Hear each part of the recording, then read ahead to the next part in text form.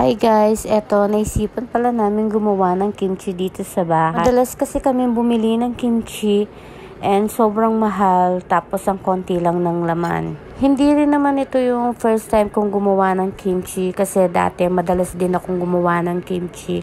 Pero siguro mga 2 years na ako hindi gumagawa and madalas bumibili na lang kami. Yun nga, sobrang mahal. 120 yung bili namin, sobrang konti lang. Kaya sabi ko, gagawa na lang kami ulit ng kimchi. Yan nga, sobrang addict namin kasi manood ng Korean movie. Kaya yan, kapag nakakakita talaga kami kumakain sa mga Korean na napapanood namin, talagang takam na takam kami sa kimchi. Kaya eto, gagawa tayo. Tara guys, samahan nyo akong gumawa.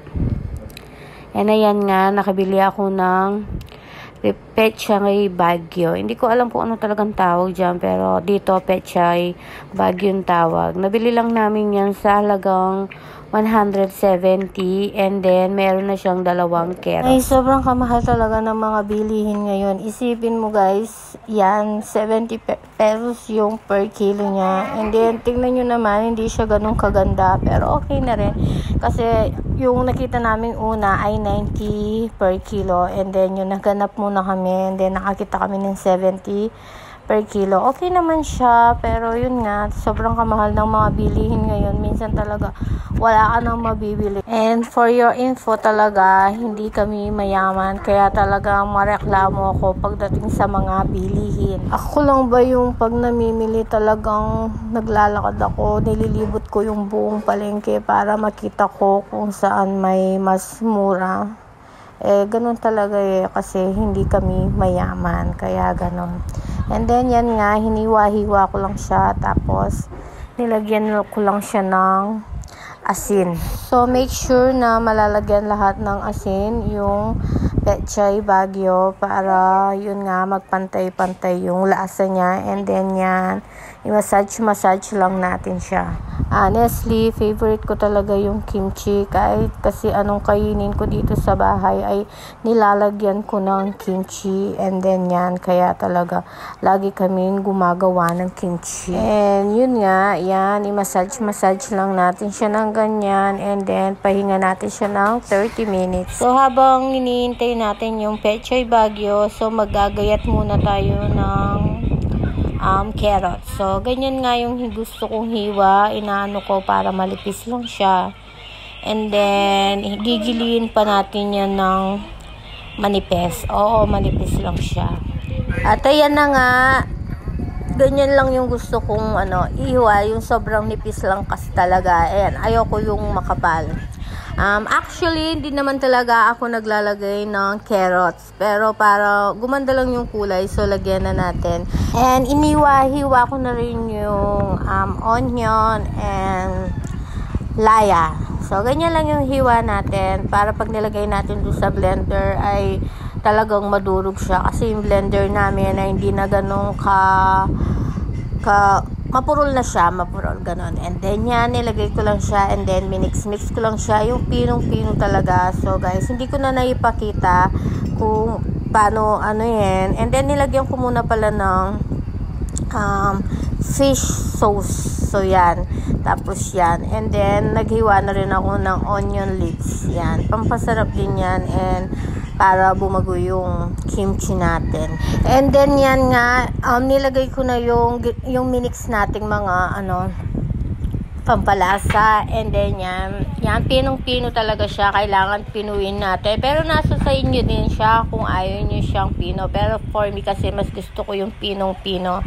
And then yan, pagsasama-samahan lang natin. And then lagyan lang natin siya ng sugar para medyo tumamis-tamis. And then yan yung nabili naming chili powder sa Korean store. And then 90 pesos lang yung bili namin dyan. Nakalagay na siya sa container. And then yan. Kasi yung isang palot niyan is so nasa mga nasa 250. So yan, bumili lang kami ng konti. And then hindi naman konti talaga yan. Sobrang dami naman. And then yan, i-mekos lang natin mga insan. Yan, mekos. Dapat mekos lang natin yan kasi para yung lasa ay yun nga, makalat talaga siya. And then, dinagdagan ko pa siya ng kasi for me, hindi pa siya ganun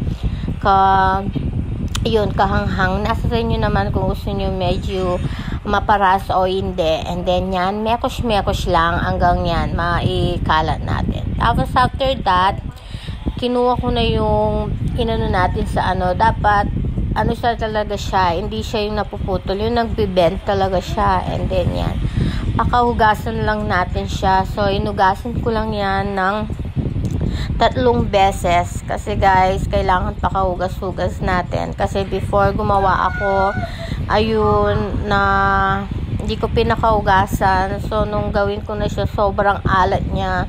At hindi ko na siya na-revive. Sobrang disappointed talaga ako noon. Ang dami-dami nung ginawa ko. So, yun nga, lesson learned lang. Kaya ngayon, kapag hinuhugasan ko na yung repolyo, ay pakahugas ko talaga siya. Yung hugas na hugas. And then, sa pangatlo yun, pipagayin ko lang siya. Pakapiga-piga lang natin siya. And then, lagay natin siya sa strainer para, yun nga, yung tubig na, mawala din. Yan, ganyan lang guys. So, yan. Natin. And then yan, after that, nilagay ko na yung minekos nating pampalasa. And then yan. Yan, tapos yan, imekos lang natin mga insan. Yan. So yan, malinis naman yung kamay ko kasi ilang beses akong nagugas dyan. Tapos sinugasan ko din naman yung Pechay Baguio, siguro nakita nyo naman, kaya malinis yung kamay ko. And then yan, ang sarap talaga nito guys, talaga. Kaya kung sino man yung mga kaibigan ko na makakakita na gumawa ako ng kimchi, so mga friendly, sana wag na kayong humingi kasi ngayon palang hubos na to dahil talagang sobrang sarap na ang ginawa namin. And inaraw-araw ko talaga siya, kaya wag na kayong hihingi kasi nga ayan, ubos na talaga. Wala na, as in wala na. So, siguro sa Sunday ulit ako gagawa niyan. Kasi hindi pa kami pumunta sa Pangpang. Dito, sobrang mahal nung mga nagtitinda na talipapa dito. Kaya, yan, hintayin ko na lang yung Sunday. So, yan. Guys, ang sarap talaga niyan. Try nyo rin gawin yan sa bahay nyo para makatipid. And then yan, tinikman ko na rin siya. Sobrang sarap talaga niyan. And then, bago nyo siya ilagay sa ref pala, ipahinga nyo muna siya ng mga 1 day. Huwag nyo muna ilalagay sa ref.